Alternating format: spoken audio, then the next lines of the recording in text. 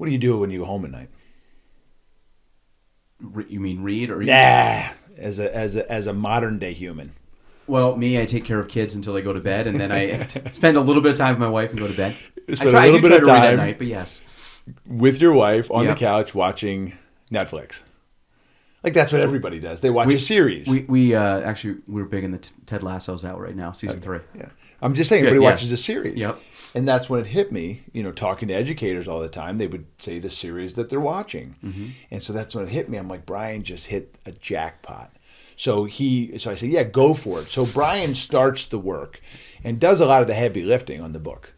But he took a lot of our seminars that we did and our content, and he stole all the stories that we were telling to teachers and wove them into these 2 characters and a bunch of kids. So every page in that book is a true story.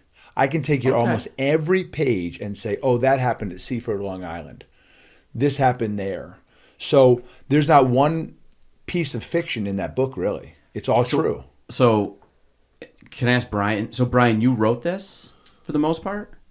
Yeah, like I took the stories that we had written them out, these stories, and basically I just took all the stories and kind of just mishmashed everything together.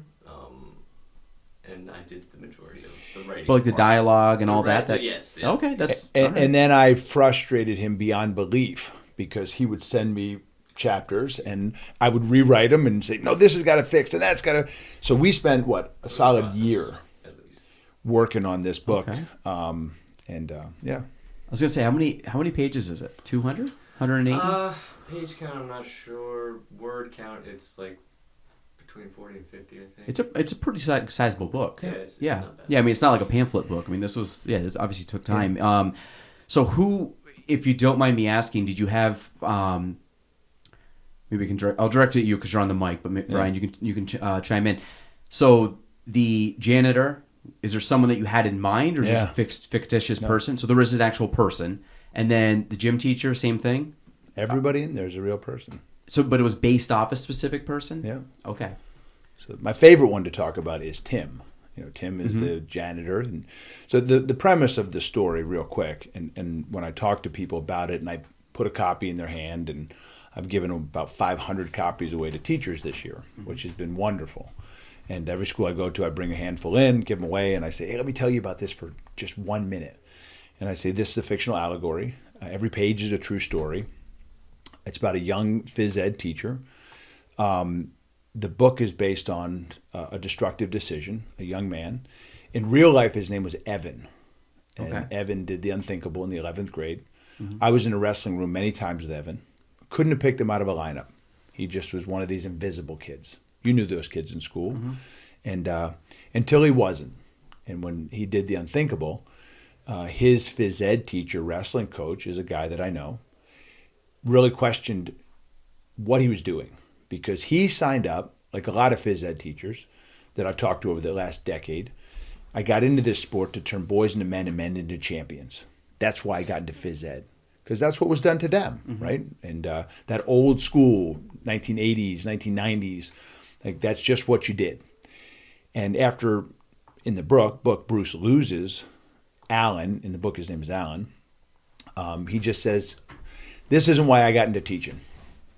I got into teaching to turn boys into men and men into champions, as I just said. Mm-hmm. And so he decides to throw in the towel. And I think the average lifespan of a teacher today is about 7 years. And so he writes his resignation letter and just happens to read it out loud in the gym one more time in the prologue before he hands it in. Mm-hmm. And when he gets done, from the shadows steps a custodian, a retired, educator that lost his wife to cancer and just wants to be back around kids. Mm-hmm. And so he steps out of the shadows and he has the secret. He has the answer. Tim is based on a very good friend of mine named Tim McGowan. And Tim is one of the neatest people. I had a conference call with him yesterday for over an hour. Brian sat there and listened to our Zoom call. I call him all the time. And we've been friends for years. He built something called Wingman Connect for the U.S. Air Force. He's just a brilliant guy when it comes to destructive decisions, when it comes to suicidal ideation. And you say, well, where did he get that training? Well, he went to school, but his real training came his first year as a counselor. He inherited a district where they had 15 suicides in 30 months, which doesn't even make sense to the human brain. After 24 months, they had one, which was too many. And if Tim were sitting with us right now and you said, what's the secret, man, of going 15 to 1? He would tell you one word: conversations. Young people need to talk about these things. And if you're over the age of 40, your parents probably didn't talk to you about stuff like that. Just, shh, we don't talk about that stuff. Yeah. And so he knows the secret. So he steps from the shadows and just tries to have a conversation with this young man. And then the book unfolds. But the book is about one thing. It's about this feeling of hopelessness. That's what the book is about, because that's the journey we have been on for the last 12 or 13 years. The destructive decisions that young people have been making have skyrocketed. And of course, maybe the ultimate is suicide. Maybe it isn't. Maybe there's worse. I don't know. But, things like addiction and getting into relationships way too young and hurting themselves and other people. I mean, heck, if you really want to go big, and this is a tough thing to say out loud, but I said it when Nicholas Cruz shot up Parkland. Most people say he's a monster. Maybe he is. But I can also tell you he's about as hopeless as they come. And then we look at what happened yesterday. And that should make you pause and think, how did that person end up like that? Is it just mental health? To go into a school and to take the life of 3 9-year-olds? Is that a mental health issue? Or is that person so damaged? Like, where does that come from? But not to get too far off that, but, he's got the answer, steps out of the shadows, knows what this guy's going through because he's been through it, right? He's Yoda. He's been through the trials and the tribulations, and he's seen it happen, and he knows the secret. And that secret is having conversations with young people. And even if they're not ready to talk about them, they're always ready to listen. And so he does that with our good buddy Bruce. And but it's called The 13 Pillows. And we could talk about why it's pillows versus pillars. And it looks like someone took a crayon and scribbled out the pillars. Yeah. Because everybody, you have the 13 laws of pillars of podcasting and 13 pillars of health and wellness. And, we wanted it to be something different. And as an athlete for years, I had a sports psychologist, one of the best on planet Earth for years, a guy named Brian Kane. He runs his own podcast, and he would, as my coach for years, he said, you need to take the pillow test every night. And you lay your head in a pillow, you're going to say one of two things: I wish I had, or I'm glad I did. If you say, I wish I had, you failed the pillow test. Or if you have more of those. If you say, I'm glad I did, you passed. And it's okay to fail the pillow test. You might wake up, or you might be going to bed and say, man, I wish I had done those extra sprints. Man, I wish I hadn't eaten that whole cheesecake. That's okay, because you got 86,400 seconds as soon as you wake up to start it over again, right? And hopefully when you hesitate, you're going to do those extra sprints, and then you lay your head down on the pillow that night and you say, man, I'm glad I did. But it doesn't have to be just the physical stuff. Maybe I'm glad I stopped and talked to that kid that was sitting on the curb that I knew something was wrong with, but the last couple times I was too busy. I had to go get my own kids. I had to make dinner. I had to do the bath thing with kids, and I walked by that kid. And that's one of the pillows, which is wilting flowers. A lot of times we just walk by young people that might be struggling. And but the last piece I'll say about it, and then we'll shove it over to Heather here, because she's our resident expert. She's outpacing me on the book right now. She's teaching it to young people. But the last piece I like to say for any educators that are listening, especially in the state of New York, every educator in New York State is assessed on their effectiveness. And it's an assessment called APPR. And every single educator in the state of New York has to be assessed on how effective they are. And I always say I think that's a bunch of hooey. And the greatest educators, there's an educational philosopher named Benjamin Bloom.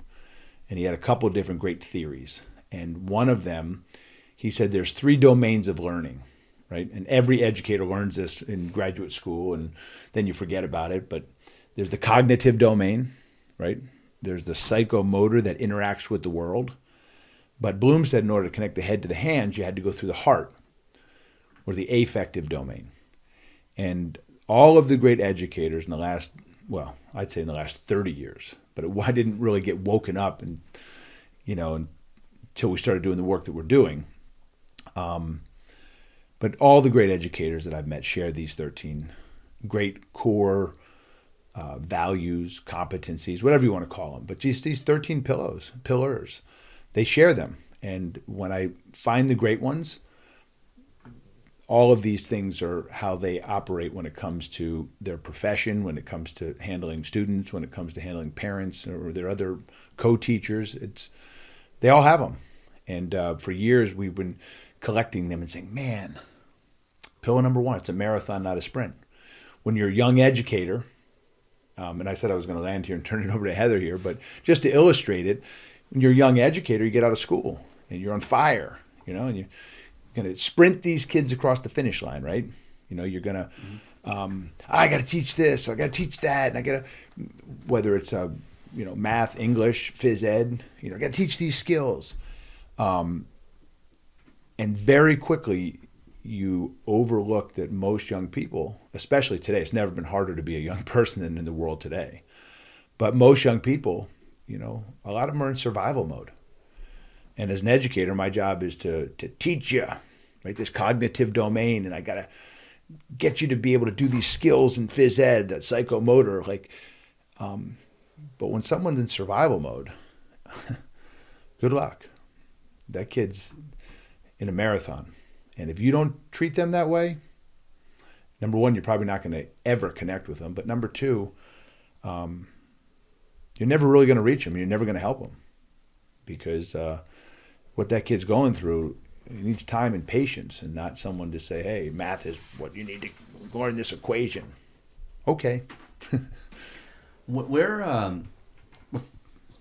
get to you, Heather, or either one, but yeah, it's probably more a question for Tom. So when go back to where did this all start? How did you start the program, and what was what got you into wanting to do this? Again, switching careers and doing stuff and coming into this, and again, it's kind of having these conversations and introducing, I don't know if you call it philosophy or however you would explain it to, whether it's teachers or students, but what was the catalyst that got you into this field, and what made you, or what sparked, the Sweethearts and Heroes, and I guess kind of just the origin story of all of this. Yeah. Well, let's throw the book part over to Heather, because I may have just tripped a couple things, and the book is a tiny piece of what we do. Okay, it's an important piece. We'll stay on the book. Yeah, just for a minute, and then we'll come back, and I'll tell you the story. You mentioned a couple, I think, really important things, that life is a marathon, not a sprint. And I think for educators, they are feeling just as hopeless as the students. I think they've in a way just lost direction, especially over the past few years, especially going through COVID. And that has just shifted every... Yeah, Heather, I don't want to interrupt you, but before we go, if anyone's listening that is a teacher, I don't know, did you tell your credentials yet? I was going to say, tell what you do, because I know you are a teacher. So I wanted a context so someone listening can say, oh, shoot, I don't have to listen to Tom. I'm going to listen to Heather because she's way smarter than this meathead. Oh, goodness. I am an educator. I have been teaching since I got out of college in 1999. So I've been teaching for just over 20 years, typically high school for the most part. Mm-hmm. And I'm a 9th grade educator at Osceola Valley High School. And when or I guess, how did you come, how'd you figure out or find the book? How'd you find, Tom and the whole organization? Sweethearts and Heroes came to Osceola pre-COVID, so a little over a few years ago now. They did their presentation. Mm-hmm. I was there in the audience, thought it was amazing. I knew kind of what they were about when they came, and Tom's buddy Rick was going to make some visits to classrooms, so he came to my classroom for a couple of classes, and it was really powerful. And the students just kept talking about it, and I don't know I reached out to him, I think. I don't know how it started, but got in touch with him and started communicating, and that ended up going for like a year. And then he told me about this book that they had written and said, hey, if you want to give it a read. So I gave it a read. And it was a book meant for educators. But I said, I think I'd really like my students to read this book. Mm-hmm. And he's like, okay. So I did that for the first time last year and took my students through the entire book. Really powerful stuff. The reflections, the conversations, unlike anything else I'd ever taught before. So the book's geared at teachers, but were you one of the first or the first to introduce the students in the way you did as like a curriculum? Yeah. Okay. Yeah. I created a whole curriculum around it.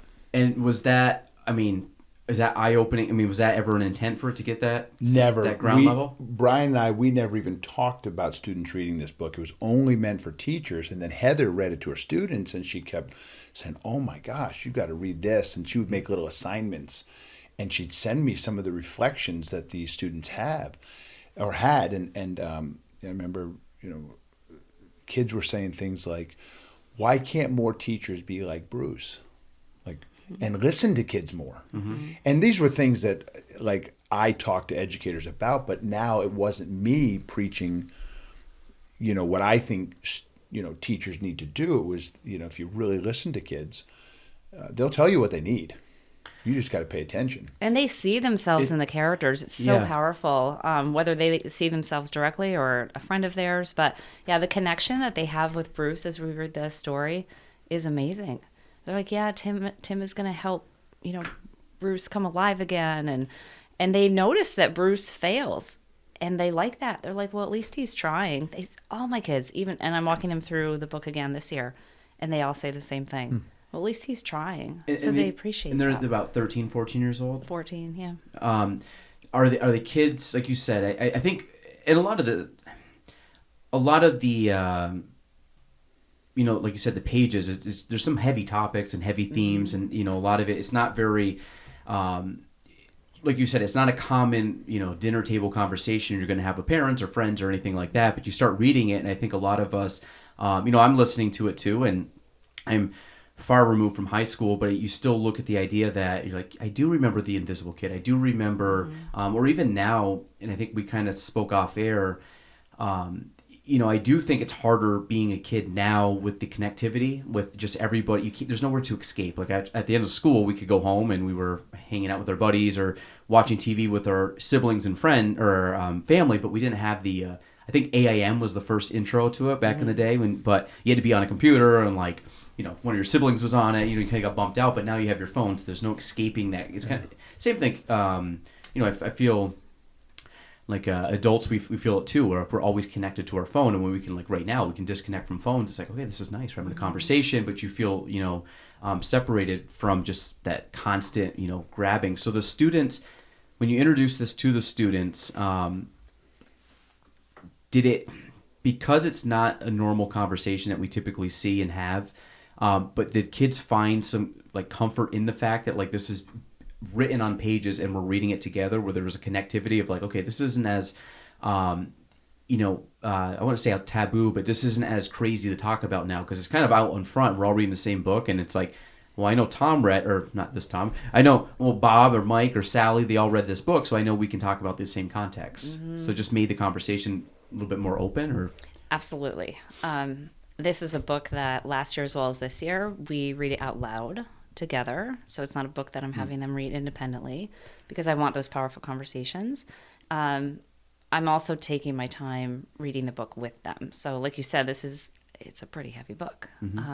And I took the approach last year. I'm doing the same this year, where we read a chapter and then we break for like a week or two and do something else. And then we read the next chapter. But by doing that, we're able to get really deep into that chapter and the messages in that chapter and have conversations and amazing reflections. The stuff these kids are writing. I mean, you just mentioned, Gaelan, that we're all connected, right? And you feel those connections throughout the day because you've got your phone on you 24/7. But I'd like to argue, if you will, that it's not the connections that you and I had growing up. There's something very, very different when you're connected to a phone, thinking that you're constantly snapping or chatting or texting with someone, but to me that's not human conversation. That's not creating those emotions that we can have when we have the face-to-face conversations. So that's what's really powerful in this as well. And like I said, I think every student identifies in some way to the book. And this is done. I mean, I've seen some photos and stuff. This is a lot of times done in circles. Mm-hmm. And the concept of whoever wants to answer this, the concept of the circle is what? That's a big conversation. I don't know if you want to go into it now. We certainly can. We can touch on it later. What I wanted to just make sure we didn't leave the one topic of is Heather, when I so rudely interrupted her, because I just wanted to make sure that the listeners knew, that she brings some legitimacy to the conversation where I don't. I play with kids all day. I just screw around and have fun. But Heather was talking about something extremely important. Sometimes we lose sight of the struggle that educators are going through as well.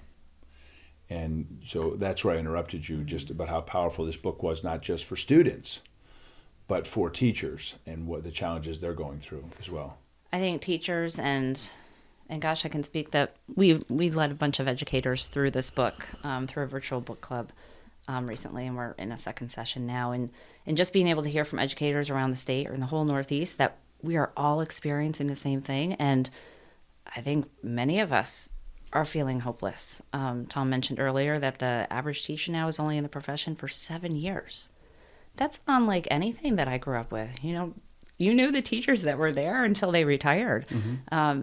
And they were proud of that profession. And I'm not saying that today's educators are not.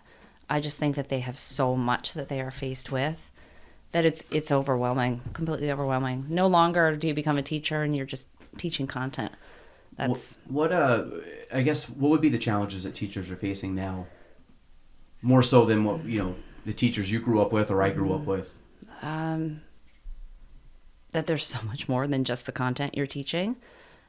The emotional aspect, the emotional mental health needs of these students, and until you can unpack all of that and create a safe space for these students, the academics really just. So when you, and again, the reason I'm saying this is because I always say, like, my high school, we talked about it before, like my high school brain versus my brain now are totally two different brains. So, so like when I was in high school, you just kind of went with the flow. When I was, a pretty easy-going kid. I mean, we had, you always deal with stuff, but I feel like I was very fortunate and lucky and, had a good upbringing and stuff. But so I look back at that time period, I'm like, yeah, there were some kids I knew that struggled with certain things, but I never heard the term mental health when I was a kid in school. Mm-hmm. Never heard it. I mean, that was, it seems like a buzzword now, where back then it was like, you never heard it. But now, it's even more legitimate. Even, me as an adult, and I still deal with stuff that I'm like anxiety and things where you're trying to kind of curtail it. And I find, it's gotten worse, but I don't know if it's gotten worse because of, society and just how things are changing, or has it gotten worse just because I've gotten older, understand my mind a little bit better than I did as a 15-year-old. So when because you've been teaching now for enough to see, a few chunks of kids go through, when you say like mental health, what do you think is it just more spoken about now, or are students actually changing where like, there was some of this 10, 15, 20 years ago, but we now see a legitimate spike where we're having students with more like concerns or issues with this? Or was it, just not talked about 10, 15, 20 years ago, and the problems aren't any different? It's just the awareness around them is different. Like, have you been able to kind of find a correlation with that? Gosh, that's a great question. It's a heavy question. I don't know if I can point to one thing, Gaelan. I do think there's a lot more going on with today's kids. I really, really do.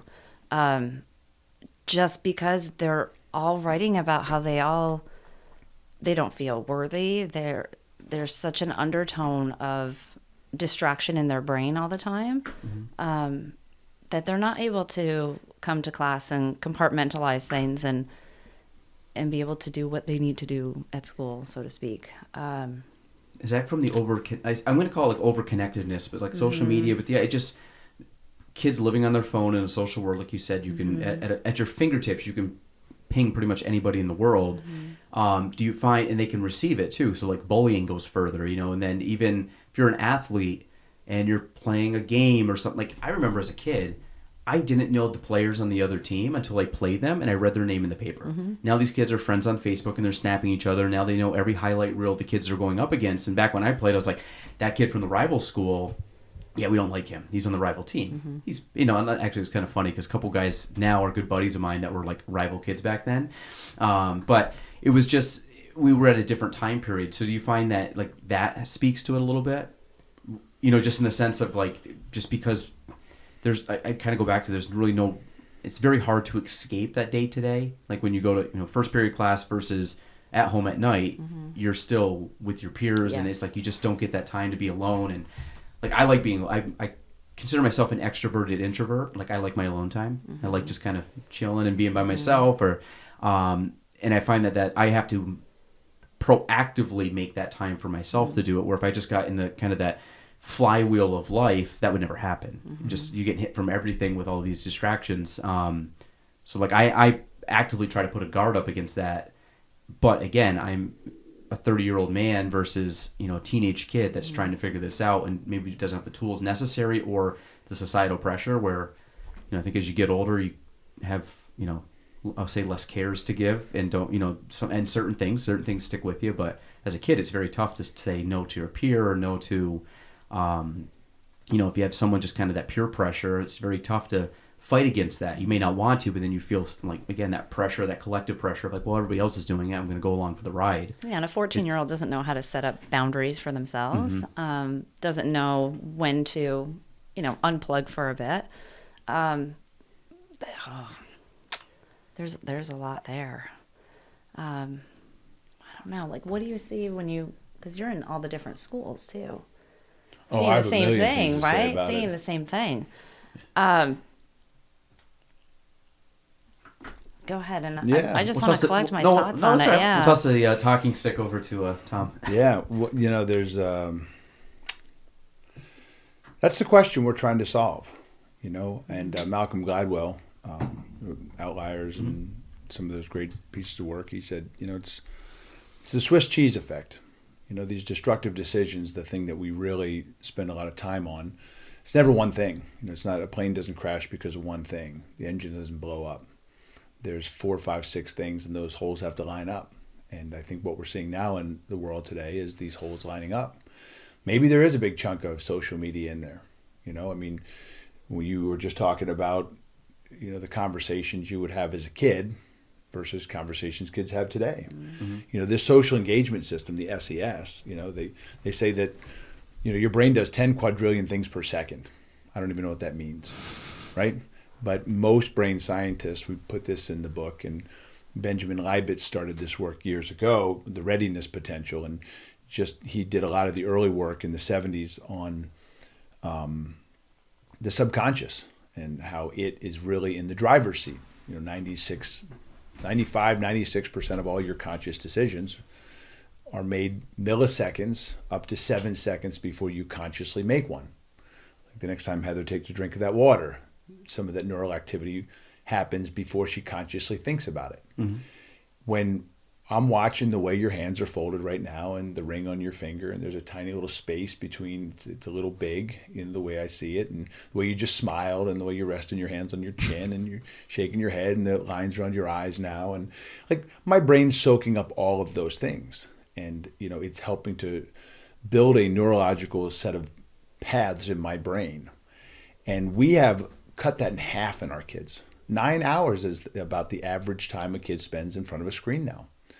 Where for all of human history, we sat in front of other people and we tried to figure it out. And that makes me think, when I do Circle, I often call it dinner table conversation, because I'm modeling for them what many of them have never experienced. I grew up where my family sat around a dinner table. Mm-hmm.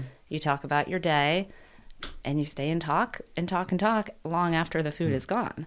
Many of these students are not having that component even in their day. They're going home. Maybe there isn't a parent there. Their parent has to work. Or they just go to their room and they're on their screen. So that conversation is a huge piece that is missing, I think, in today's teens. What that leads to and Jonathan Haidt's work. He's a Canadian scientist. He wrote a great book called Coddling of the American Mind. And what a lot of that has led to is the inability for students to develop some of these great skills and strategies around resiliency and dealing with this natural stress response system that was not built properly in their brains. And, we take that for granted. You had to negotiate with a kid on the playground over whose ball it was. Mm-hmm. Were you out? Were you safe? And all of these great skills. And most of my recreational reading is around the science of play. And Stuart Brown, the great play scientist, said,